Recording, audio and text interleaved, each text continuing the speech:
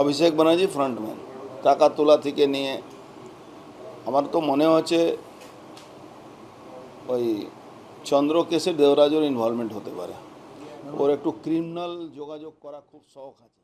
মমতা অভিষেক ব্যানার্জি ও সুমিত এরা সব ক্রিমিনাল যোগাযোগ খুব রেখেছে। আমার মনে হচ্ছে এই সব ধরনের লোকগুলোকে ওয়াশ আউট করা দরকার, মানে একদম তুলে জেলে ঢোকানো দরকার। কেন এ পাবে, তথ্য পাবে।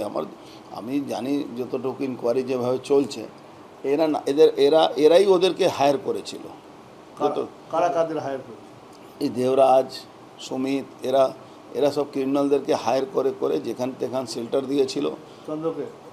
চন্দ্র থেকে আরও মার্ডার করাবার এদের প্ল্যান ছিল, কিন্তু ঘটনাক্রমে এই ঘটনাটা ঘটেছে ইলেকশনে রেজাল্টের পরে।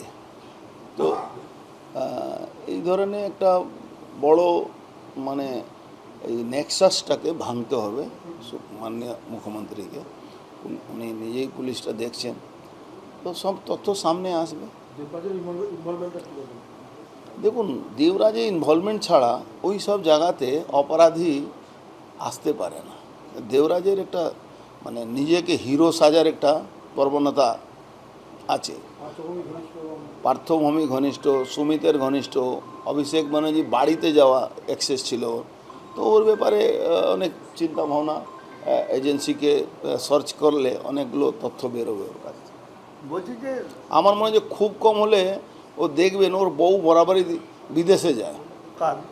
দেবরাজের বউ এই হাওয়ালা নেক্সেস দিয়ে টাকাগুলো পাঠিয়ে, অভিষেকের টাকাগুলো ওর কিন্তু বিদেশে কোম্পানি খুলে অ্যাকাউন্ট খুলে রেখেছে। ওর বউ তো গায়িকা, ওই জন্য তো ওই এতে, অথচ ওদের মধ্যে নিজের মধ্যে রিলেশন ভালো না থাকলেও কিন্তু ওর আওরান নিয়ে এই অনেকগুলো টাকা পাচার হতো। পুষ্পা ঝুঁকেগা নেই, সেই পুষ্পা পালিয়ে গেল।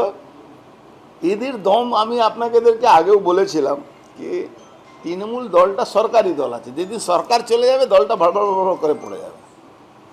সরকার স্পেশাল প্যাকেজ দিয়েছে, তারপর তিনি ভোট থেকে সরে দাঁড়িয়েছেন। কেন সরে দাঁড়ানোর কারণটা কি?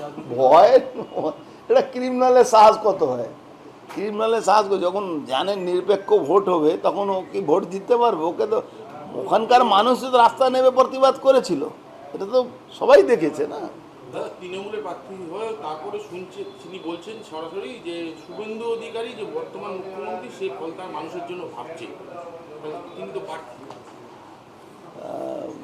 ভগবান হয়তো বুদ্ধি দিয়েছে, ভাবছে কি এইসব বলে বেঁচে যাবে, কিন্তু যা অত্যাচার করেছে ও বাঁচার কোনো জায়গা নেই। দল বহিষ্কার করুক, যাই করুক, দলে আছেটা কি? ওই দলের তো কিছু নেই, নাহলে সব থেকে আগে মমতা ব্যানার্জি, অভিষেক ব্যানার্জিকে বহিষ্কার করা উচিত।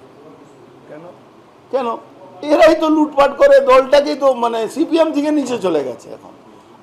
আমি বলছি, আমাদের মাননীয় মুখ্যমন্ত্রী যদি দরজাটা খুলে দেয়, তৃণমূলে একটা এমএলএ থাকবে না, কি হিন্দু কি মুসলমান সব বিজেপিতে চলে আসবে।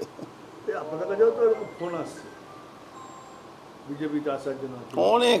অনেক লোক ফোন করে। আমরা ভাই পার্টির সিদ্ধান্ত যেটা আছে সেটার এরপরে বেশ করে চলি।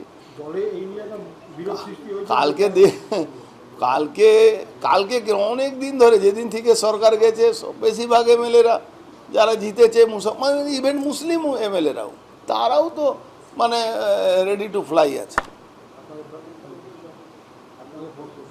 আমাকে ফোন করছে, যে যাকে পাচ্ছে সে তাকে ফোন। আপনি তো মদন মিত্রকে সরাসরি বললেন যখন তখন চলে আসতে পারে। হ্যাঁ, মদন মিত্রকে বলেছি। মদন মিত্র শরীরও খারাপ, আবার মদন মিত্রকে নেবে কি পার্টি নেবে কেন, এটাও একটা ব্যাপার আছে। মদন মিত্র তো ব্ল্যাক স্পট বেশি আছে।